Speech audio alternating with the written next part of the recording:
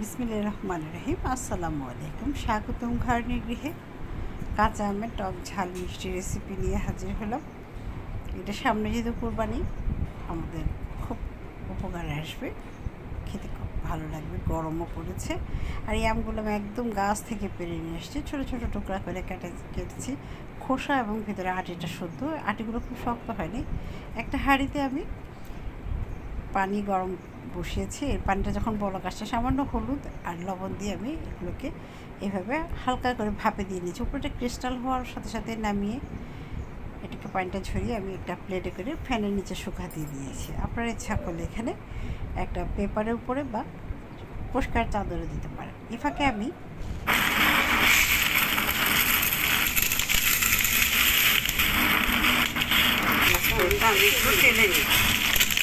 পাঁচফোড়নটাকে হালকা করে টেলে নিয়েছি এবং হালকা ভেঙে নিয়েছি। আর সরিষাকে, সাদা সরিষাকে আমি ভালো করে ধুয়ে নিয়েছি। এখানে অনেক বালি থাকে, ময়লা থাকে, ধুয়ে ব্লেন্ড করে নিয়েছি।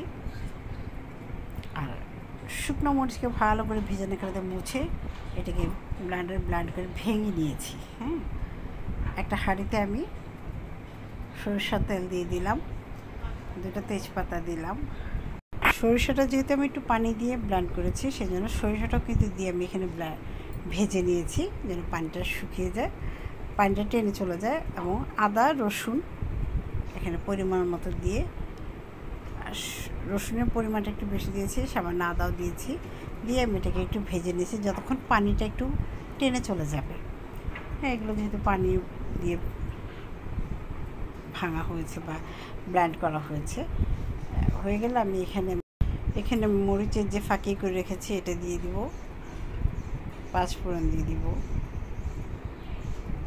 তারপর সামান্য হলুদের গুঁড়া দিব। হলুদের গুঁড়া মোটামুটি দিব আর কি। এই মশলা 4 চামচের 2 চামচ দিয়েছি আমি। একটু মরিচের গুঁড়া আর একটু গুঁড়া মরিচটাও দিব, সামান্য একটু ভিনেগার দিয়ে দিলাম। আর আম যেহেতু টক বেশি, সেই জন্য মরিচের গুঁড়োটা, ফাঁকি মরিচটাও একটু দিয়ে দিলাম। তারপর আমটা দিয়ে দিব। এর ভিতরে কিন্তু মশলা দিয়ে আমি একটু ভিনেগার দিয়ে দিলাম, নাড়াচাড়া করবো, কিন্তু আমি লবণটা দিব না, কারণ লবণটা দিলেই কিন্তু এটা ভেঙে যাবে। আমি এখানে চিনি দিয়ে দিচ্ছি, একটু নাড়াচাড়া করে মশলাগুলো মাখানোর পরে আমি এই 3 কেজি আম আমার আমি এখানে 3 কাপের মতো চিনি দিয়েছি। আম কিন্তু সাংঘাতিক টক, সেই জন্য আমি চিনির পরিমাণটা দিচ্ছি। আপনাদের টকের বা মিষ্টির যে পরিমাণটা আপনারা পরিমাণ মতো দিবেন। হ্যাঁ, আমি 3 কেজিতে 3 কাপ দিয়েছি।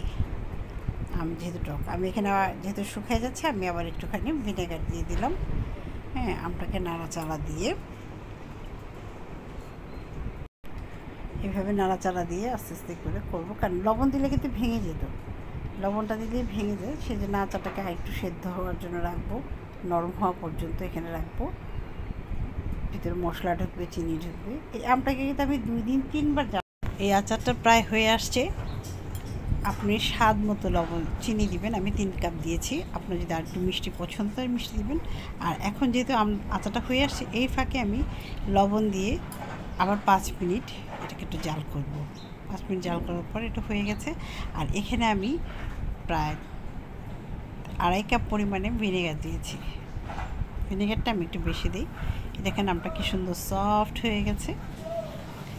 হ্যাঁ, এটাকে লবণ দেওয়া হয়ে গেছে, পরিমাণ মতো ঝাল দিয়েছি। আর যদি ঝাল চিনি কম হয়, আমি 3 দিন এটাকে জাল করব, যেহেতু এই ফাঁকে ফাঁকে আমি একটু লবণ চিনি দিয়ে দিব। আস্তে আস্তে আমটা মজে যাবে। 3 দিন জাল করার পরে আমটা আচারটা নষ্ট না হওয়ার সম্ভাবনা থাকে বেশি। হ্যাঁ, দেখেন আচারটা আপনাকে দেখাচ্ছি।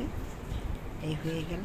এই আচারের যে তেল আছে, মশলা, এটা দিয়ে আপনারা চানাচুর মেখে খেতে পারবেন, মুড়ি মেখে খেতে পারবেন। বর্ষা আসলে খুব ভালো লাগবে।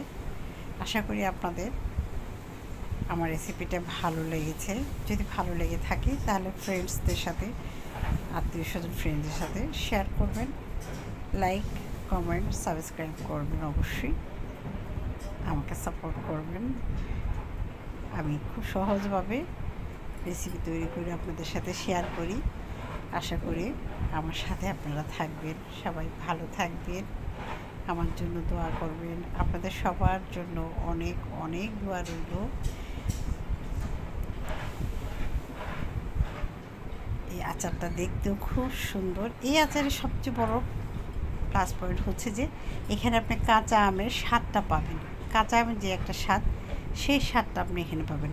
আর 3 দিন যে আরও 2 বার যে জাল করবেন, সেই জালটা কিন্তু অল্প আছে কিছুক্ষণ বসিয়ে রেখে জাল করবেন। পুরাটা হয়ে গেলে আবার নামিয়ে দেবেন। অনেক বেশি জাল করে কালো করবেন না, বা আচারটা যেন গলে না যায়। হ্যাঁ, হালকা আছে বা একটা চুলার তাওয়া বসিয়ে তার উপরে বসিয়ে রাখবেন কিছুক্ষণ। আমটা হয়ে গেলে তারপরে কিন্তু কিছুতেই ঢাকনা দিবেন না। ঢাকনা দিলে ঢাকনা থেকে যে জলীয় বাষ্পটা পড়বে তাতেই কিন্তু আচার নষ্ট হয়ে যাবে। ঠান্ডা হওয়া পর্যন্ত আপনারা ঢাকনা ছাড়া রাখবেন। ওকে, ভালো থাকবেন। আসসালামু আলাইকুম, আল্লাহ হাফিজ।